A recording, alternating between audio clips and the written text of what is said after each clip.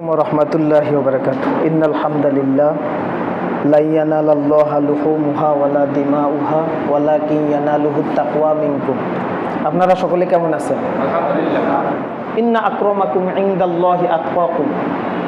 তো আল্লাহ তাআলা তাকওয়া দেখেন, তাকওয়া যার আছে তার কোরবানি আল্লাহ কবুল করেন। কাবিলের কোরবানির উদ্দেশ্য ছিল হলো বিয়ে করা, আর হাবিলের উদ্দেশ্য ছিল আল্লাহকে রাজি করা। ওই সময় আল্লাহ তাআলার একটা নিয়ম ছিল, দুই জোড়া সন্তান একসাথে জন্ম নিত। আর একটা নিয়ম ছিল যে দুইজন ছেলে একসাথে জন্ম নিত না, একজন ছেলে একজন মেয়ে। তো হাবিলের সাথে যে মেয়েটা জন্ম নিয়েছিল, কাবিলের সাথে যে বোন জন্ম নিয়েছিল, সেই বোনটা ছিল অনেক সুন্দরী। কিন্তু কাবিলের সাথে যে তার বোন জন্ম নিয়েছে, সেই বোনকে তো বিয়ে করা হারাম ছিল। একসাথে যেই দুই ছেলে মেয়ে জন্ম নেবে, সেই দুইজনের বিবাহ বন্ধনে আবদ্ধ হওয়া কি ওই সময় আল্লাহর বিধানে হারাম। কিন্তু এটা কাবিল মানতেছিল না যে আমার সাথে যে জন্ম নিয়েছে তাকে আমি বিয়ে করব। তো ওই সময় ইসলামে তো লটারি হারাম। তো আদম আলাইহিস সালাতু ওয়াস সালাম বললেন যে তাহলে কোরবানি করো, যার কোরবানি কবুল হবে। ওই আকাশ থেকে অগ্নিশিখা আইসা আগুন দিয়ে জ্বালায় দিত, তার কোরবানি কবুল হিসাবে গণ্য হইত। তো এইভাবে দেখা যায় যখন হাবিলের কোরবানি কবুল হইলো, তখন কাবিল বলল যে তোমাকে আমি হত্যা করব। তখন কিন্তু হাবিল বলছিল ইন্নামা ইয়াতাকাব্বালুল্লাহু মিনাল মুত্তাকিন, মুত্তাকিনদের কোরবানি আল্লাহ তাআলা কবুল করে। ইব্রাহিম আলাইহিস সালাতু ওয়াস সালামকে আল্লাহ তাআলা স্বপ্নের মাধ্যমে যে দেখলেন যে ওনার সন্তানকে কোরবানি করতেছে। সরাসরি তো আল্লাহ নির্দেশ দিতে পারতেন, কিন্তু স্বপ্নের মাধ্যমে নির্দেশ দেওয়ার এখানে অনেকগুলো রহস্য আছে। তার মধ্যে একটা রহস্য হলো, স্বপ্নের মাধ্যমে না দিয়ে যদি সরাসরি আল্লাহ নির্দেশ দিতেন, তাহলে ইসমাইলকে জবাই না করা পর্যন্ত কোরবানি আদায় হইত। তো আল্লাহর উদ্দেশ্য এটা না, আল্লাহর উদ্দেশ্য তাকওয়া মিনকুম, অন্তরের কি তাকওয়া। এজন্য ইসমাইল আলাইহিস সালাতু ওয়াস সালামকে যখন মিনায় ইব্রাহিম আলাইহিস সালাতু ওয়াস সালাম নিয়ে গেলেন জবাই করার জন্য, ধারালো চাকু দিয়ে যখন জবাই করার জন্য নিয়ে গেলেন, কারণ মাওলানা সাহেব কিন্তু বলছে চাকু কিন্তু কাটে না। কেন কাটে না? আল্লাহর উপর থেকে আল্লাহর নির্দেশ, উপর থেকে আল্লাহর নির্দেশ, নোটিশ জারি করে দিয়েছে চাকু আমার নির্দেশ পালন করতে হবে। আর এরকম নোটিশ কিন্তু শুধু চাকুর উপরে আল্লাহ দেয় নাই, এর আগেও দিয়েছিল। ইব্রাহিমকে যখন ওই নমরুদের আগুনে ফেলানো হয়, তখন নমরুদের আগুনকে আল্লাহ তাআলা ওই নোটিশ দিয়েছিল, কুলনা ইয়া নারু কুনি বারদাও ওয়া সালামান আলা ইব্রাহিম। কার পক্ষ থেকে নোটিশ?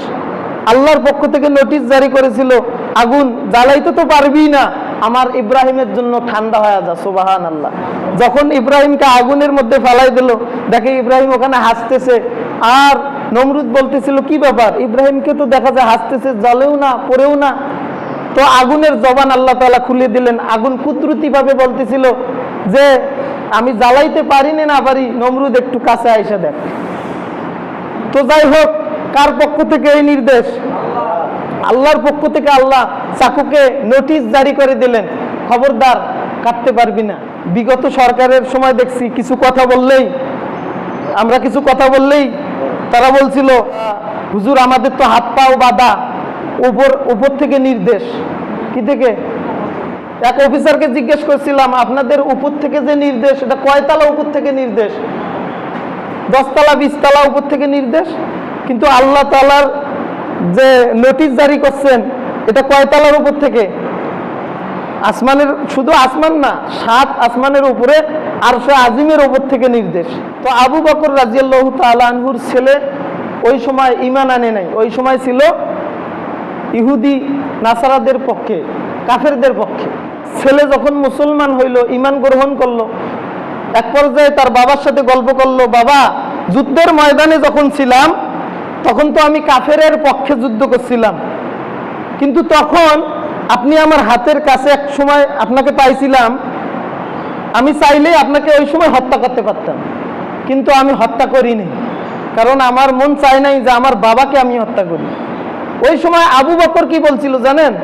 আবু বকর বলছিল তোমাকে যদি ওই রকম আমি কাছে পাইতাম আর হত্যা করার সুযোগ পাইতাম, তাহলে তোমাকেই আমি আগে হত্যা করতাম। কেন জানো? কারণ এটা আরশে আজিমের উপর থেকে নির্দেশ। কোথায় থেকে নির্দেশ? তো যাই হোক, সংক্ষেপ করি, নির্দেশ আসছে ওখান থেকে, ছুরি চলে না। তো যখন আল্লাহ তাআলার তো উদ্দেশ্যই ছিল লা ইয়ানালাল্লাহা লুহুমুহা ওয়ালা দিমাউহা ওয়ালাকিন ইয়ানালুহুত তাকওয়া মিনকুম, যে তাকওয়া দেখার উদ্দেশ্য, এই কারণেই তো স্বপ্নের মাধ্যমে দেখাইছেন, এই কারণে সরাসরি নির্দেশ দেয় নাই, না হলে জবাই না করলে কোরবানি হইতো না। যখনই দেখছে যে জবাই করার জন্য ছুরি চালাইতেছে, তখন আল্লাহ তাআলা জিবরাইলকে বললেন, জিবরাইল একটা জান্নাত থেকে দুম্বা, ইসমাইলের পরিবর্তে একটা দুম্বা দিয়ে দাও, কারণ তার যেটা দেখার দরকার ছিল তাকওয়া, সেই তাকওয়া আমার দরবারে কবুল হয়েছে। সুবহানাল্লাহ। আর একটা আমল আছে, সেটা হলো 9 জিলহজ থেকে তাকবীরে তাশরিক। এটা 9 জিলহজ ফজর থেকে নিয়ে 13ই জিলহজ, অর্থাৎ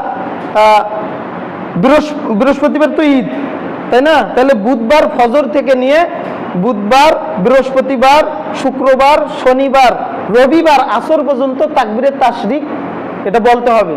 এটা কাদের জন্য? ফরজ নামাজ যেই পড়বে, জামাতে পড়ুক অথবা একাই পড়ুক, অথবা সে মুসাফির হোক, অথবা নারী হোক, অথবা পুরুষ হোক, যেই হোক, ফরজ নামাজের পরে এই তাকবীরে তাশরিক বলতে হবে। আল্লাহু আকবার, আল্লাহু আকবার, লা ইলাহা ইল্লাল্লাহু, আল্লাহু আকবার, আল্লাহু আকবার, ওয়ালিল্লাহিল হামদ। এটা হলো তাকবীরে তাশরিক। তো এটা কয়বার বলতে হবে? হ্যাঁ, একবার বলা ওয়াজিব, একবার বলা, হ্যাঁ, একবার জোরে আওয়াজে বলতে হবে।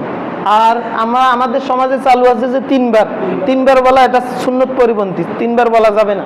সাহাবায়ে কেরাম বললেন যে ইয়া রাসূলুল্লাহ, এই পশু জবাই কেন করেন? নবীজি সাল্লাল্লাহু আলাইহি সাল্লাম বললেন সুন্নাতা আবিকুম ইব্রাহিম, এটা ইব্রাহিম আলাইহিস সালাতু ওয়াস সালামের সুন্নত। জবাই করলে কি লাভ?